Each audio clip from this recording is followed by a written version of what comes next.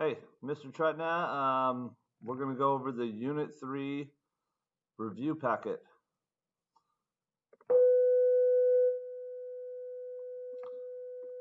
That bell means let's go. All right, number one. And what we're going to be doing is we're going to be doing the teacher side of things. And I'm just going to go over every problem, okay? So determine the measure of angles A, B, and C in the diagram below, then answer the following questions relating to the angles. Okay, so if you notice in this problem, the first thing we have is we have parallel lines right here, as indicated by these arrows. Now, because those lines are parallel, that means that that angle right there, which is marked as 95 degrees, is going to be the same as that angle right there where the A is. So we know that A is equal to 95 degrees. That's our first angle that we're going to find. Okay. And there's a relationship that those two angles have, and that is answered right here in this question or this sentence where it says, name the angle relationship between 95 degrees and A. The angle relationship that we have going on here is these are corresponding angles. So angle A is going to be 95 degrees because it is considered a corresponding angle with the 95 degrees, and corresponding angles are equal to each other when we have parallel lines, okay? Now, the next thing that we're going to find is we could go ahead and find angle B, and we're going to use the rule that whenever you have an angle like angle B, and if it's right next to another angle, side by side with another angle, and that would be that angle right there where the 115 is. If you ever see two angles side by side with one another, and underneath them is a straight line, that makes those angles supplementary. Okay, so this means that the 115 degree angle plus the B angle have to be equal to 180 degrees.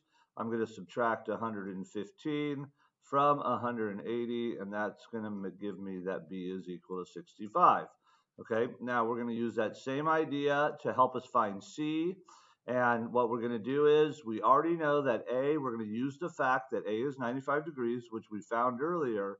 And then we're going to use the fact that the angle where A is side by side with that angle right there that I just marked with the gray mark right there, okay?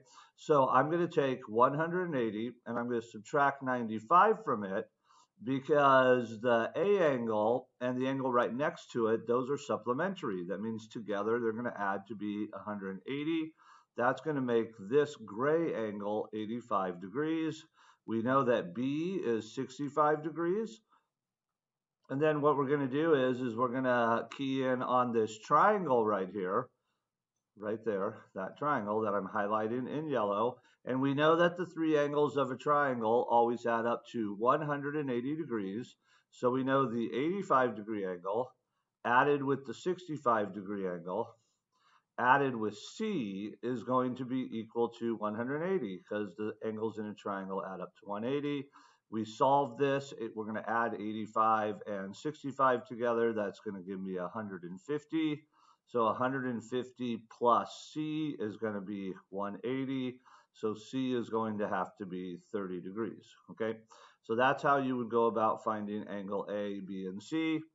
Moving on here, now it says name the relationship between B and 115 degrees. I already told you what that was. That is the relationship is that those two angles are supplementary. Okay, meaning that together they're going to add to be 180 degrees. All right, number two, multiply the polynomials. We're going to use the area model here. So I'm going to take the 3x plus 5 expression. I'm going to write that along the top of my area model. I'm going to take the x plus 2 expression, and I'm going to write that along the side of my area model. And then I'm going to multiply always, I'm going to fill in the 4 inside rectangles by multiplying the top of each rectangle with the side. So this top left rectangle, I'm going to multiply 3x with x. That is 3x squared. To get the top right rectangle, I'm going to multiply 5 with x. That is 5x. To get the bottom left rectangle, I'm going to multiply 3x with positive 2, 6x. And to get the bottom right rectangle, I'm going to multiply positive 5 with positive 2, and that is positive 10. So that gives me 3x squared plus 5x plus 6x plus 10. Okay, so my answer would be what I just wrote there in blue, 3x squared plus 5x plus 6x plus 10, in its most simplified version. Okay, so you can see that I can combine the positive 5x with the positive 6x. So that gives me an answer of 3x squared plus 11x plus 10. Okay, so when we're writing the answer here, we're saying what is the sum to the product of 3x plus 5 multiplied with x plus 2. Number 3, same idea. We're multiplying the polynomials, 6 multiplied with n plus 5. So what I'm going to do is you can see that this area model only has 2 inside rectangles.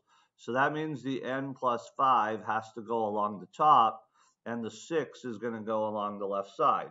And then I'm going to fill in the insides, multiplying n with 6, that's 6n.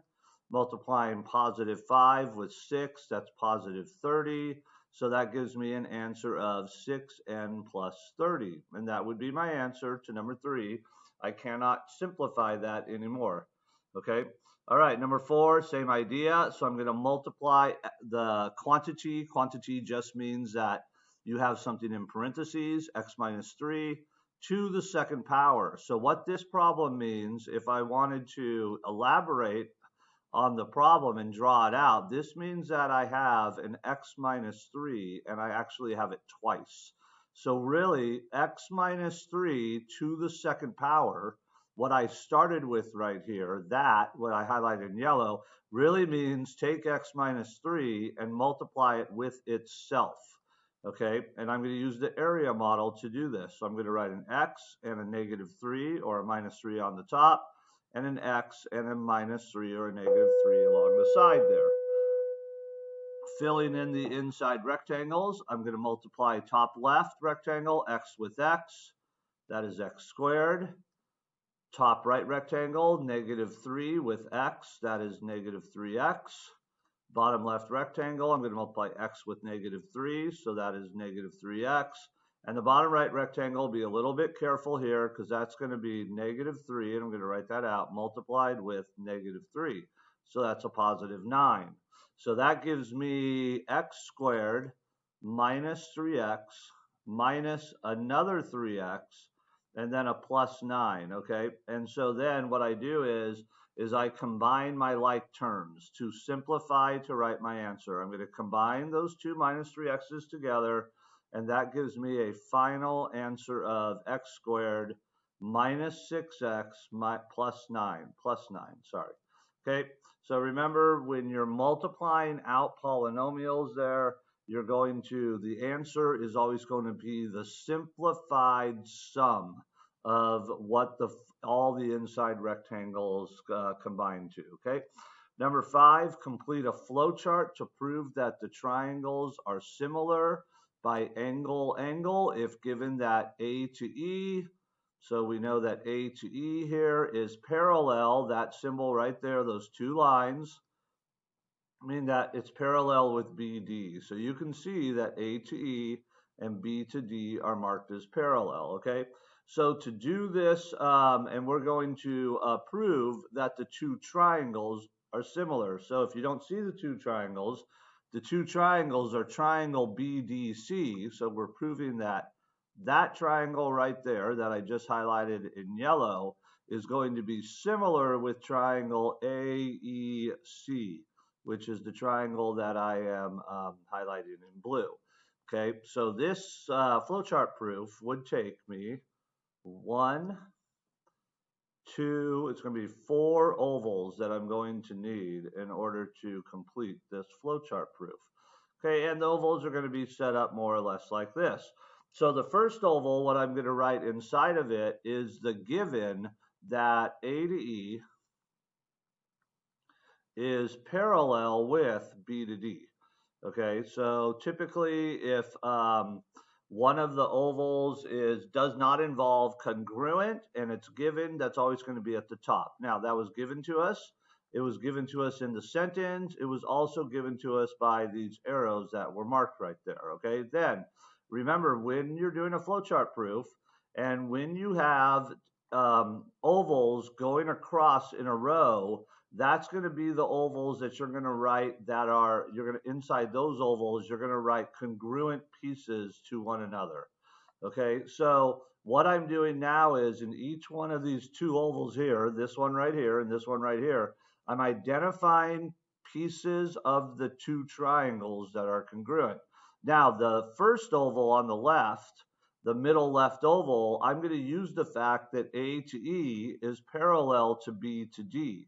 Okay, and because those ovals are, or because those lines are parallel, what that tells me is that angle E right here is going to be congruent with angle D.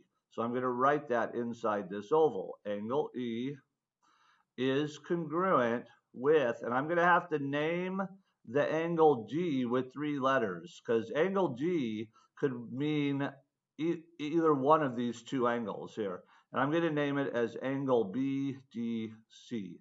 So angle E is congruent to angle BDC. You might be thinking, why don't you use 3 letters to name angle E? And I could have used 3 letters to name angle E, but because there's only really one angle in this diagram that angle E could be, it's not necessary for me to use 3 letters. Now, the reason why these two angles are congruent is because they are corresponding angles.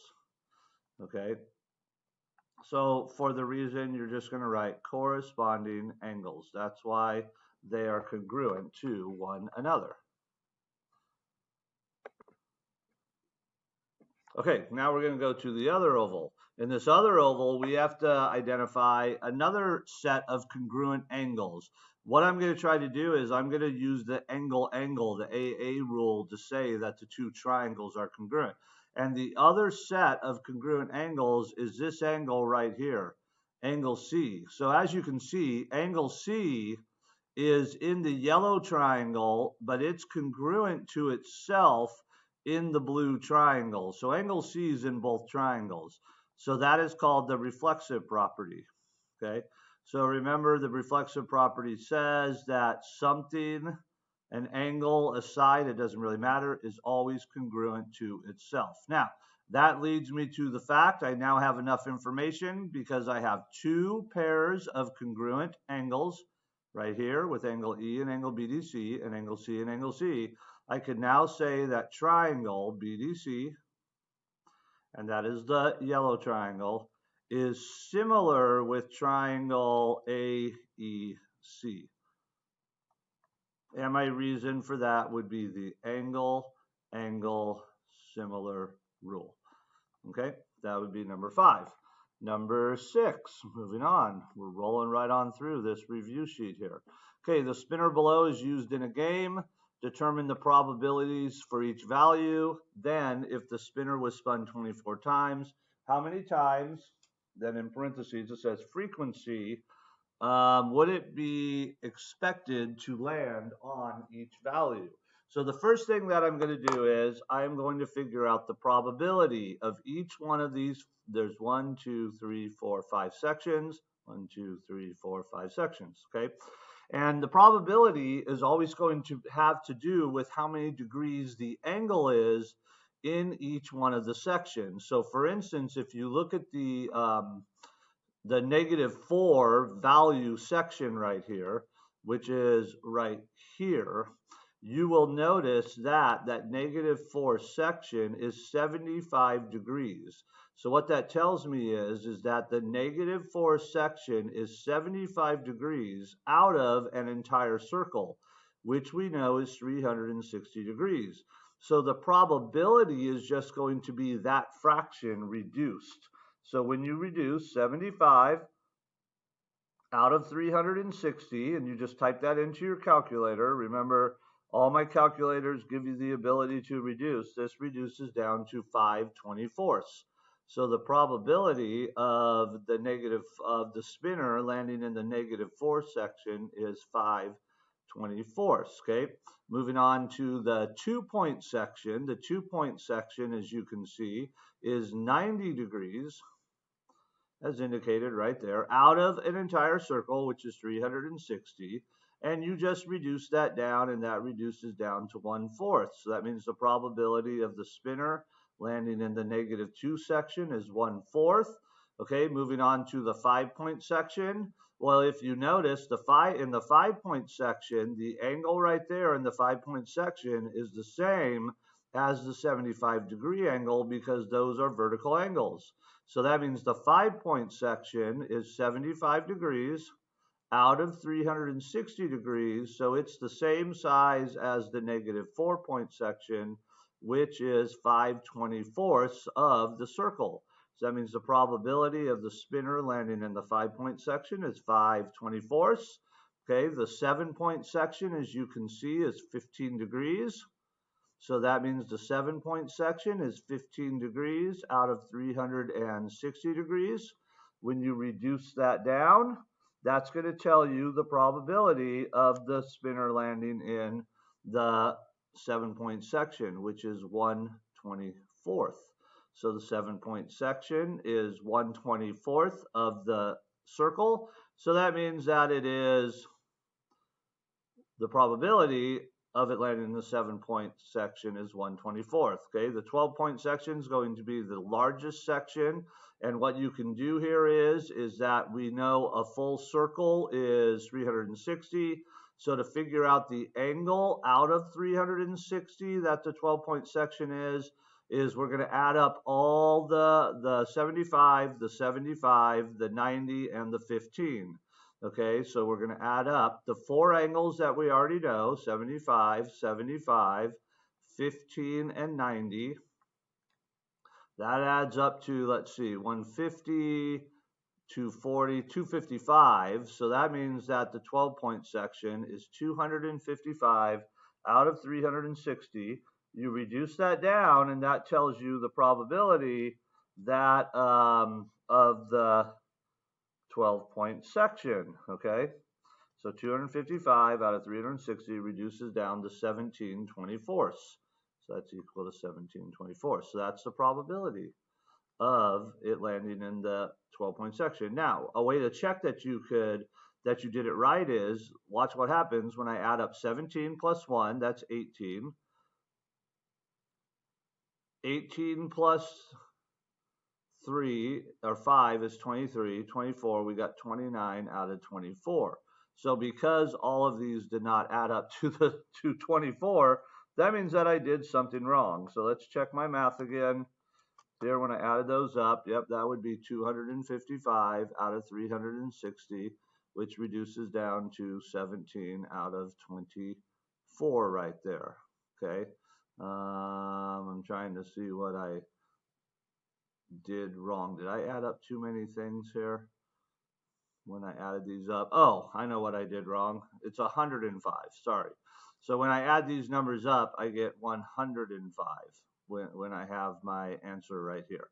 Okay, and I know that because it's not 255. It has to be 105 because if you notice right here, all the way around, that's half of the circle right there. So the 12 and the 5-point section is half of the circle. So 105 out of 360, that reduces down to 7/24. So this is 7/24 of the circle. That makes better. Now, let's add them up. 7 plus 1 is 8. 8 plus 5 is 13. 13 plus 1 is 14. 14 plus 1 is 19. Okay, so we're going to go with this right here. There's something wrong with this problem that we've done here. Okay.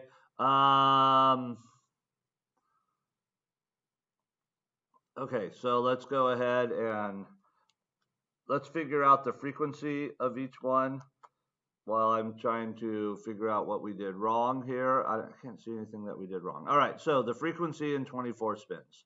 Let's not worry about it here. Okay, so to find the frequency in 24 spins, what I'm going to do is I'm going to take the fact that I'm going to spin the spinner 24 times, and I'm going to multiply it with the probability of the section, okay, which for the -4 value is 5/24. All right, so then what I do is I just multiply this out.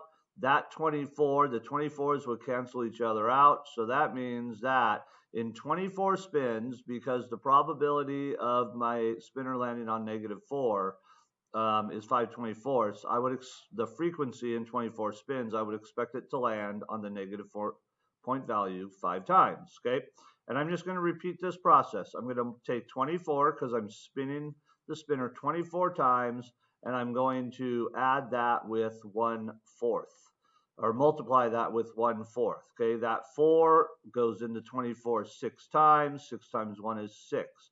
So my frequency for the 2-point section would be 6. Okay, taking 24 and multiplying it with probability for the 5-point section, which is 5/24. That's the same as the -4 section, so the frequency would be 5. Okay, and I'm just repeating this process. I'm going 24 because that's how many times I'm spinning it, and then I'm multiplying it with 1/24, which is the probability for the 7-point section. The 24s cancel out.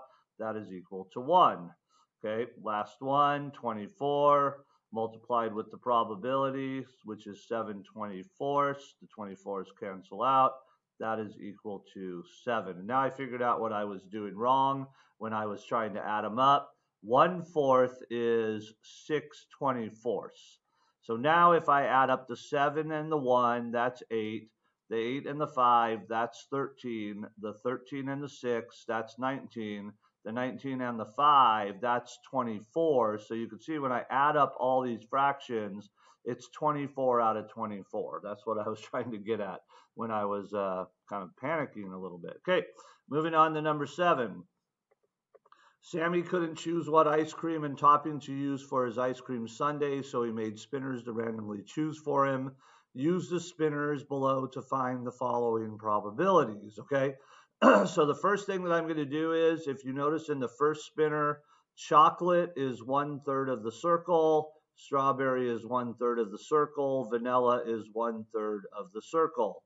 In the second spinner, hot fudge is 1/2 of the circle. Sprinkles is 30 degrees of the circle. So that means that it is 30 degrees out of 360 degrees. And that's going to reduce down to 1/12 of the circle. And that means then if sprinkles is 30 degrees and sprinkles and whipped cream is half of the circle, that means whipped cream has to be 150 degrees of the circle. It's 180 there. Half of the circle is 180. So that means whipped cream is 150 degrees out of 360 degrees, which when we reduce that down, 150 over 360 reduced down is 5/12 of the circle. So the first thing you want to do is you want to figure out what's the probability of each section of each one of the two circles here, or spinners, okay?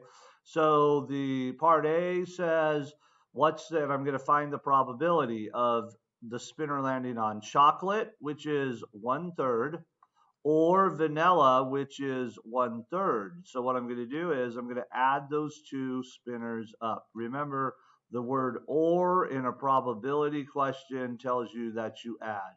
So my answer there is 2/3, okay? All right, probability that there's sprinkles involved. So since I'm only talking about sprinkles, I'm only worried about the second spinner here, and the probability of the second spinner landing in sprinkles is 1/12. Okay, then we get to C, and C is the only question in this problem that actually involves both of the spinners. Okay, so what I want to do is I want to figure out what's the probability I'm going to get chocolate or vanilla and sprinkles. Okay, so a couple things that are going on here when you're doing a probability question. The word or means you add, and if you recall, the word and means you multiply. So to find this answer, I'm going to first of all find the probability of chocolate, which is 1/3. I'm going to add that with the probability of vanilla, which is 1/3. And then I'm going to multiply that with the probability of sprinkles, and the probability of sprinkles is 1/12. So my answer is going to be 1/3 plus 1/3. So working this out, I get 2/3, and then I'm going to multiply that with 1/12. Okay, when you multiply fractions, you just go straight across. Don't worry about the numbers. You don't have to have a common denominator. 2 times 1 is 2. 3 times 12 is 36. So my answer is 2 out of 36. I reduce it down, that is 1/18. So I have a 1/18 probability of the spinner landing on chocolate or vanilla and also sprinkles. All right. The local ice cream parlor has a special where customers can pick their flavor ice cream and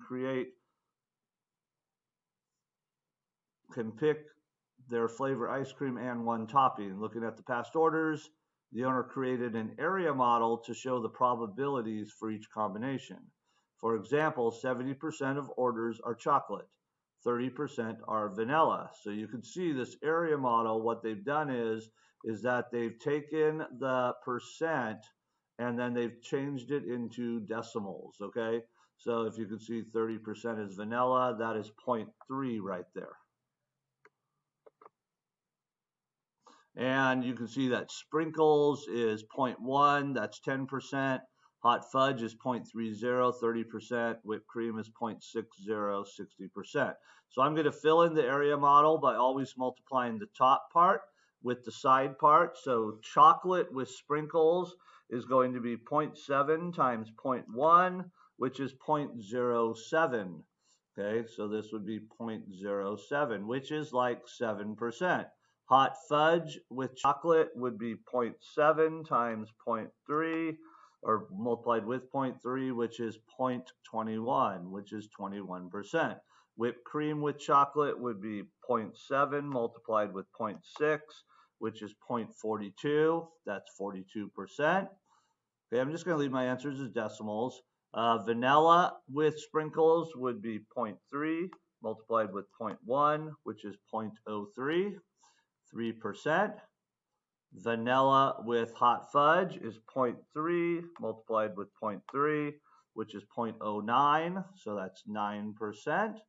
And vanilla with whipped cream is 0.3 multiplied with 0.6, which is 0.18, 18%.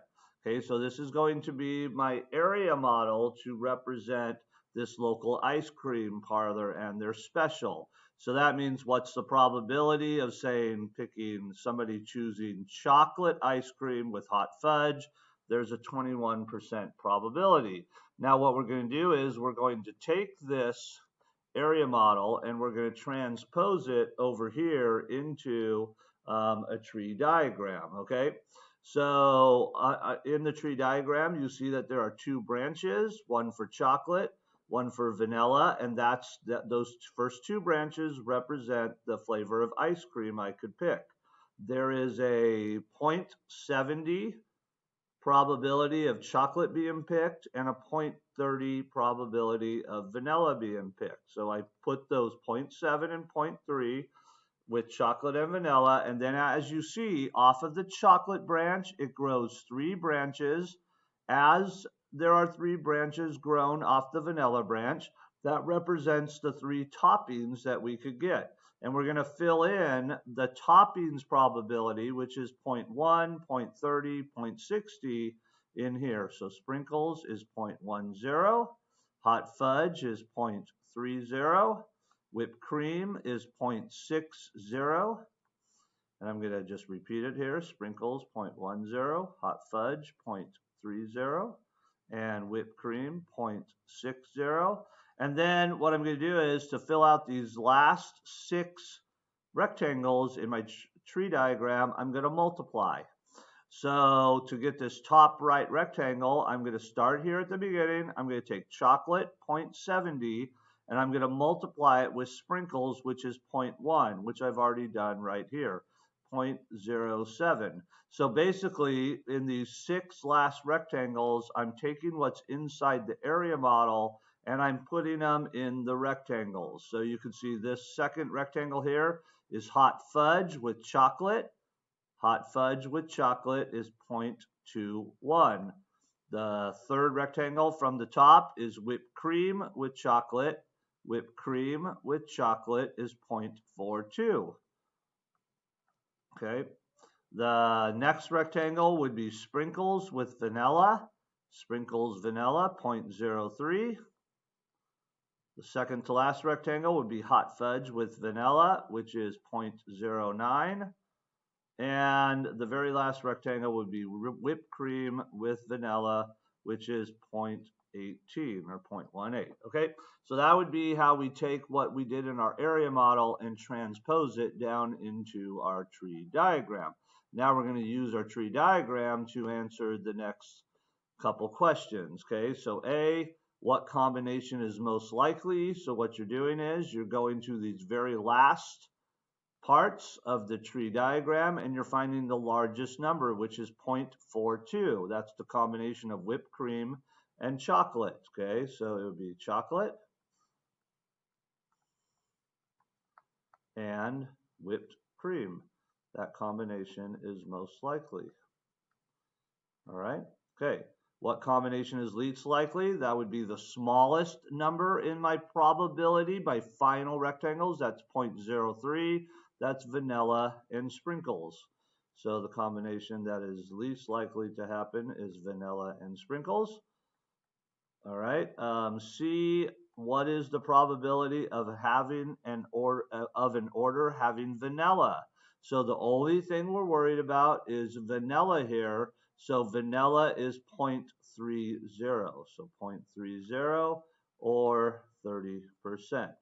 Okay.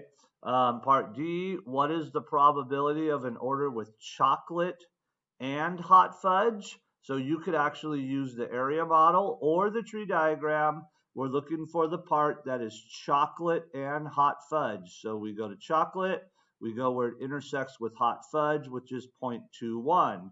If you did the area model, you would go chocolate, follow it to hot fudge. At the end, it's 0.21. So the probability of an order with chocolate and hot fudge is 0.21 or 21%. You could put your answer either way. E is an order with chocolate and hot fudge, a union or an intersection. Well, this involves the word and. Whenever you have and in a problem, that means it's an intersection problem. Okay, F, what is the probability of an order with chocolate or hot fudge? So this one's probably the hardest one. We're looking for chocolate or hot fudge. Okay, so what you're going to do is you're going to go to your area model. You're going to circle all of the parts that involve chocolate. Then you're going to circle all of the parts that involve hot fudge. Don't double circle something as something has already been circled. So you could see these four numbers right here are the four parts of your situation here that involve chocolate or hot fudge. And then what you do is, because it involved the word or, you add those up. So to get this answer, you're going to go 0.07. You're going to add it. This is going to be a pain because I'm going to have to jump back and forth. You're going to add it with 0.21 and 0.42 and 0.09. So you're going to add it with 0.21, add that with 0.42, add that with 0.09. It's all the thing. Whoops, that right there is going down there. Sorry about that. I add those all up, 0.07 plus 0.21 plus 0.42 plus 0.09 is 0.79. Okay, so that would be 0.79 or 79%. All right, last one is an order with chocolate or hot fudge, a union or intersection. So this number or letter G involves the word or. Whenever you have a question or a sentence involving the word or, that means union. And means intersection, or means union. All right. Whew. Last couple problems. We got number 10, 11, 12, 13. I think that's it. Okay, number 10. So here's what we're going to do in number 10. Notice that we have a bunch of common triangles here. Okay, and then notice that we have a triangle that's given, and all of the common triangles are right angles, and they have various angle measurements in them. And the triangle that's given is also a right triangle. So what you're going to do is we're going to take the triangle that we're given, and then we're going to compare it with another triangle. So you can see that number 10, the triangle that's given compares to the triangle up here that has the 6 degrees in it, okay? So remember, when we're doing these type of problems, we're using the idea of having the slope angle. In this case, my slope angle is 6 degrees. You always want the slope angle down as the bottom left angle. Now, what that does is that creates two different triangles, and these two triangles that we just created are similar to one another. Okay, so we are going to compare the blue triangle with the yellow triangle. And what we're going to do is, to find the missing value, which is x, we're going to write fractions. So I'm going to write blue over blue, which is 3 over x. I'm always writing the fractions as delta y over delta x. And then my yellow over yellow angle is going to be 1 over 10. Okay, so I'm going to have blue over blue and 1 over 10. Then remember, I cross multiply to find my answer. I'm going to multiply 3 with 10, that is 30. X with 1, that is x. I don't have to do any more work. X is equal to 30. Moving down to number 11, I have, notice my right triangle, my slope angle is 45 degrees. So that's going to be my, I'll call that my green triangle. Okay, and then I'm going to find a triangle up in the common triangles that is similar to that triangle right there, which you can see is all the way over here to the right. And then I'm going to write fractions, green over green, purple over purple, and then I'm going to cross multiply. So my green over green fraction is going to be x over 12. You always write delta y over delta x. My purple over purple triangle is going to be 1 over 1. I cross multiply, and then I'll have my answer. So 1 multiplied with x is x. 12 multiplied with 1 is 12. So I get x is equal to 12. Okay. All right, we get to number 12 now. Number 12, if you notice, the triangle has been turned a little bit. So the first thing that I want to do is I want to redraw the triangle. You always want to have the triangle set up so that the slope angle, which is 7 degrees, is always down at the bottom left. Okay, that would make my delta y x, my delta x 75. Then I'm going to go up to my common triangles, and I'm going to compare it with, I'm looking for the triangle that has the 7-degree angle in it. Okay, and you can see the 7-degree angle is going to be this triangle right here. Okay, so I'm going to compare that triangle that has the 3 and the 25 for delta y and delta x with the triangle that I'm given here. Okay, so I'm going to go and I'm going to set up two fractions, which we call ratios, and then I'm going to cross multiply. So I'm going to go gray over gray, x over 75. Do not write it as 75 over x. Once again, the fractions are always written as delta y over delta x. And then my red over red fraction or ratio is going to be 3 over 25. So that creates my problem. X over 75 equals 3 over 25. I set those two equal to each other. I cross multiply and I solve for x. X multiplied with 25 is 25x. 3 multiplied with 75 is 225. I set those two results equal to each other, and I divide by 25 to find my value for x. So 225 divided by 25 is 9. X is equal to 9. Okay, last one. Number 13. Okay, so in number 13, first thing I have to do once again is I'm going to redraw my triangle, and I want to redraw my triangle so that my 72-degree angle turns out to be my slope angle. Okay, so when I redraw my triangle here, it's going to look something like this. And if you need patty paper to take this triangle and flip it around, but I have to move the 72-degree angle over to here. Okay, so what does that mean? It means that where the X is, the X is now going to be down on that side of the triangle.